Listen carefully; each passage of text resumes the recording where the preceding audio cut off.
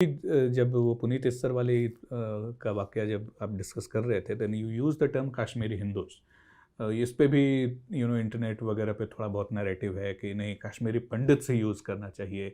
Kashmiri Hindus आप जब use करते हैं, then there is a you are trying to give it a communal color, which is a very stupid kind of a argument.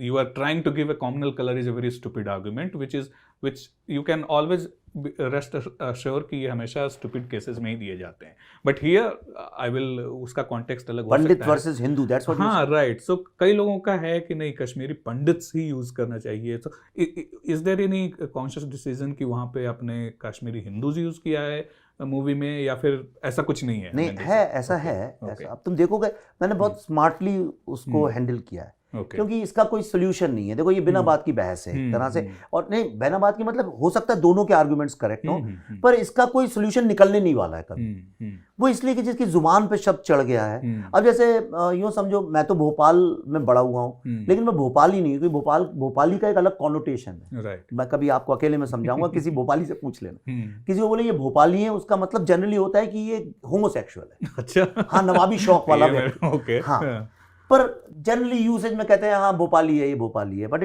They don't mean anything by that. Term चिपक जाती है ना जैसे।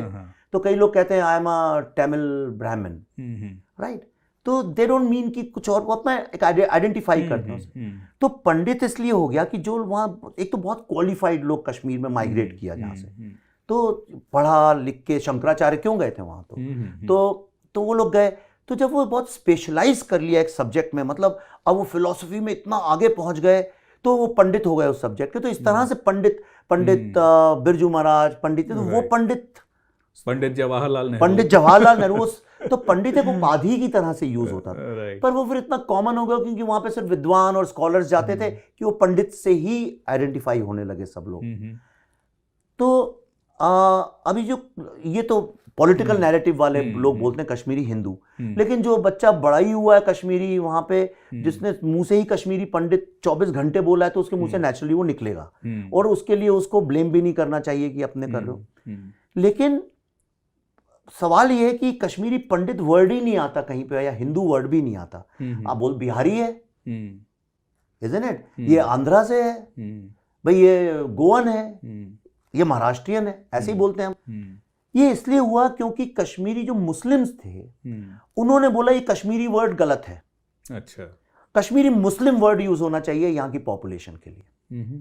और उन लोगों ने ये डिफरेंशिएशन लाया, क्योंकि आप बहुत सारा लिटरेचर पुराना देखें, अगर आज से 1100 साल, यानी जब एक टाइम ऐसा भी आया था जब सब सेटल हो गए थे, हाँ भाई अब ये रियलिटी है, ये इन्वेडर्स थे, ने लूट किया, ये किया, रेप किया, कन्वर्ट किया, जो कि अब मामला सेटल हो गया, अब हम शांति से रहते हैं। तो कश्मीरी ही वर्ड यूज किया जाता था। कश्मीरी मुस्लिमों ने कहा नहीं, ये तो हमारा लैंड है, और ये फैक्ट किसी को पता भी नहीं है, राहुल जो वहां रहे हैं उससे उनको पता। तो उन्होंने, जेनोसाइड कब होता है? जेनोसाइड अदरिंग, सबसे पहले कहिए भाई ये आदमी अलग है। सेकंड आइडेंटिफाइंग, मतलब दूर से देख के बोल दे कि ये ज्यू को जैसे मार्क लगाते थे।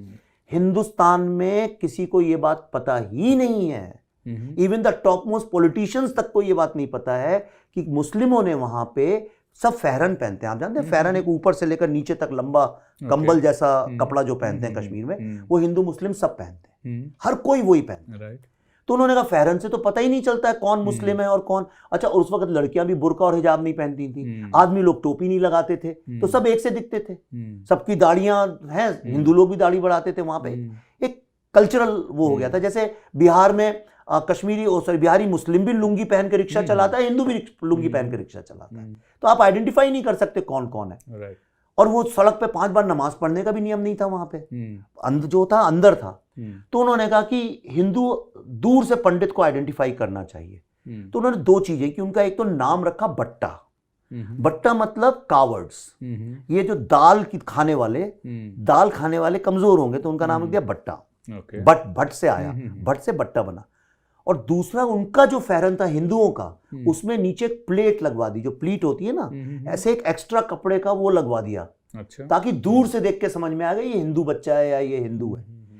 अदरिंग तो उन लोगों ने की। जब उनने अदरिंग की तो फिर कश्मीरी पंडित टर्म भी फिर मीडिया यूज करने लगा, क्योंकि वहां के जितने मुस्लिम न्यूज़पेपर्स थे वो कहते थे कश्मीरी पंडित, कश्मीरी पंडित। ओके। तो इस तरह से वो अदरिंग चालू हुई सारी की सारी, और इंडिया में किसी को इस बात की नॉलेज तक नहीं है। और ये नॉलेज मिलेगी आपकी मूवी हाँ बिल्कुल बिल्कुल। और दूसरा, उनको टीका लगाना कंपलसरी कर दिया हिंदू लोगों को। भाई बहुत सारे हिंदू टीका तुम कहाँ लगाते हो, हम कहाँ लगाते हैं, तो वो लोग भी वैसे ही थे। तो उनसे बोला नहीं, आपको टीका लगाना ही पड़ेगा। और 1990 तक की मेरे पास इतनी फोटोग्राफ्स हैं, लड़कियां तो जीन्स और पैंट और शर्ट पहन के घूमती थी। और शम्मी कपूर की फिल्म की शूटिंग चल रही थी, उसमें पीछे जितनी लड़कियां खड़ी हैं कश्मीरी मुस्लिम या ये सब, उनको देखोगे तो तुम्हें लगेगा कि वो भी फिल्म में कोई रोल कर रही हैं। ये तो 90 के बाद एक ऑर्गेनाइजेशन थी, उसने ऑफिशियली अनाउंस किया कि लड़कियां अब जो है हिजाब नकाब, हिजाब वगैरह तो खैर बाहर का टर्म है, बुर्का पहनना शुरू करेंगी। और वहां से ये टोपी लगाना, लंबी दाढ़ी करना, ये सब वहां से शुरू हुआ है। तो ये इंटरेस्टिंग है। और इसलिए मैं बुर्के की लड़ाई लड़ रहा हूँ, इसलिए मुझ पे इतनी थ्रेट्स भी आ रही हैं, क्योंकि मुझे पता है ये शुरू एक बुर्के और एक नमाज और एक इससे ही होता है। राइट। हाँ, तो ये जो टाइमलाइन की आप जो बात कह रहे हो कि ये ऐसे आके जुड़ती है कि 85 से लेके 2021 तक की बात, और अभी तो खैर हम 2022 में हैं जहाँ की ये हिजाब और बुर्का आपकी मूवी के अगर थोड़ी और चौथी में होती तो उसे भी इंक्लूड कर लेता। तो लेकिन उससे ये कनेक्शन जाके जुड़ता है कि कैसे 100% ये तो खुद अपना अदरिंग कर रहे हैं, फिर जाके खुद ही कहेंगे कि हम विक्टिम हैं और वो हैं। वहाँ इन्होंने हिंदुओं को जबरदस्ती पहनाया, यहाँ अलग दिखने के लिए खुद पहन रहे हैं। बट हाँ, that is part of adhering yourself actually. तो और दैट्स व्हाट यू से कि मूवी शोज की इन सब ये जो छोटी मोटी चीज, जैसे आज कई लोगों को लग रहा है कि ठीक है यार हिजाब पहन के आने दो या वो करके नहीं बिल्कुल नहीं आने दो। हाँ, ना ना ना तो ये छोटी छोटी चीजें कैसे जाके अल्टीमेटली इवन जेनोसाइड या इतनी बड़ी त्रासदी में टाइम लगता है भाई, इन चीज़ों में टाइम लगता है, धीरे धीरे होती हैं वो, बिल्ड होते होते होते होते। मैं अपना एग्जांपल बता दूं, जहां हम रहते हैं वर्सोवा में, जो भी वर्सोवा में रहता है, इसको सुनेंगे कई लोग तो वो खुद समझ जाएगा, चाहे लेफ्ट का हो, राइट का हो, चाहे हिजाबी हो या ना हिजाबी हो। जब मैं वहाँ रहने गया था तो उस एरिया में ज़्यादा कुछ था नहीं, पॉपुलेशन भी नहीं थी बहुत ज़्यादा। तो ऑब्वियसली एक गेटो जैसा था, वहाँ पे कुछ थोड़े मुस्लिम रहते होंगे, मस्जिद थी, लेकिन जो मेन एरिया वो सारे नए पंजाब के, दिल्ली के लोग ने आके बसा दिया। लोकलवाला इज ऑल लाइक दिल्ली, आपको लगेगा जैसे आप करोल बाग में आ गए वहाँ पे। तो धीरे धीरे मैंने देखा पिछले 8-10 साल से, स्पेशली इन 7-8 ईयर्स, कि पहले तो 10-20-25 लड़के अपना टोपी पहन के और वो सब करके प्रॉपर दिस थिंग वो कलेक्ट होके वहाँ पे शाम को 2-2, 3-3 घंटे खड़े होने लगे। फिर कई लोग वहीं फुटपाथ पे नमाज भी पढ़ने लगे।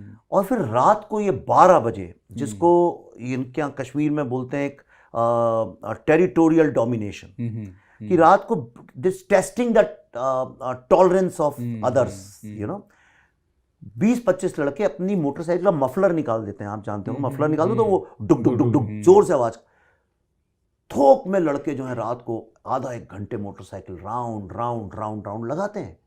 Okay, this is to test if somebody is objecting. नहीं करेगा तो धीरे धीरे उसको नॉर्मलाइज करते जाएंगे और टेरिटोरियली आपको डोमिनेट करने लगेंगे। यही कश्मीर में भी हुआ एग्जैक्टली। मुझे एक स्टोरी किसी ने बताया था कि वहां तो पता भी नहीं चलता था कि कौन किस रिलीजन का है स्कूल्स कॉलेजेस में, क्योंकि एक था, बहुत फॉरेनर्स आते थे, शूटिंगें होती थी फिल्मों की, तो वो लोग शूटिंग करने भी जाते, तो एक जनरली कॉस्मोपॉलिटन हिसाब किताब था। तो कहने धीरे धीरे फिर क्या हुआ, लड़कों ने आके हिंदू लड़कियों को थोड़ा सा सीटी बजाना, छेड़ना शुरू किया। तो लड़कियों ने रिस्पॉन्ड नहीं किया, उनके भाइयों ने भी रिस्पॉन्ड नहीं किया, फिर जाके हाथ लगाना शुरू कर दिया, फिर हाथ फेरना शुरू किया, और धीरे धीरे ये नौबत आ गई कि लड़कियां अपने भाइयों के साथ निकलना बंद कर दिया। लड़कियों ने अपने भाइयों के साथ सिनेमा हॉल में फिल्म देखना बंद कर दिया। राइट? तो इस तरह से ये नॉर्मलाइजेशन चालू होता है। That's why I'm very against this hijab politics, actually burqa politics. या वो सारे के सारे लोग कह तो हिजाब रहे हैं, लेकिन नहीं, सब बुर्के की पॉलिटिक्स है। जितना जो भी मीडिया में विजुअल्स आते हैं, चाहे वो कोई प्रोटेस्ट का हो या किसी भी चीज़ का, या कोई स्टूडियो में भी बैठा है वो भी पूरे बुर्के में बैठा होता है। हाँ। और मतलब इससे बड़ा अभिजीत अय्यर मित्रा की बात कर नहीं, वो तो बैठ रहा ही, उसके अलावा भी जो लोग हैं वो बुर्के में और बात बोल रहे हैं कि हिजाब अलाउड होना चाहिए। ये सब झूठ है, ये सब मतलब जो सामने नजर आ रहा है उसको जब इंसान झुठला सकता है, सामने बुर्के में बैठा है, प्रोटेस्ट बुर्के में, और उसको आप नैरेटिव चला सकते हैं कि हिजाब के लिए प्रोटेस्ट है, तो फिर आज से 30 साल पहले जो कुछ हुआ उसके उसकी सच्चाई बदल देना इनके लिए कितनी आसान होगी, ये कोई भी सोच सकता है। जो आपके नज़रों के सामने वाली सच्चाई जगह जो आप बदल देते हैं, तो उसमें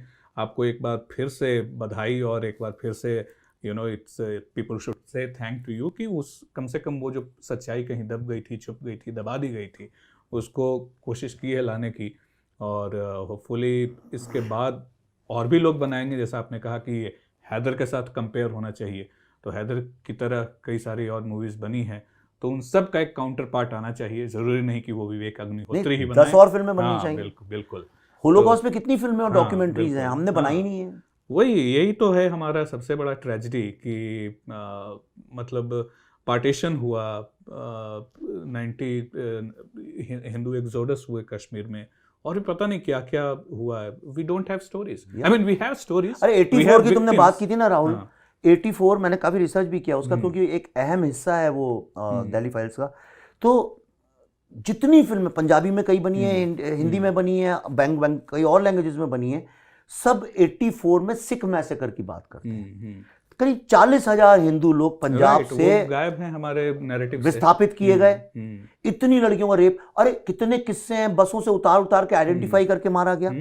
आरएसएस की शाखा चल रही थी, सुबह वहां जाके 20 या 22 कितने लोग को मार। आज वो शाखा बंद हो गई है, आरएसएस का ऑफिस वहां बंद हो गया है, लेकिन चूंकि किसी ने ऑर्डर विड्रॉ नहीं किया तो सिक्योरिटी वाले अभी भी टूटी लकड़ी की कुर्सी में बैठे रहते हैं। फिर से एनडीटीवी, इस तरह की बातों में एनडीटीवी का नाम आना ही है, तो किसी उसी के जर्नलिस्ट का ट्वीट था कि उसने खालिस्तानी इंसर्जेंसी या टेररिज्म को फॉल आउट ऑफ जो गोल्डन टेम्पल पे आर्मी का ऑपरेशन था उससे लिंक किया।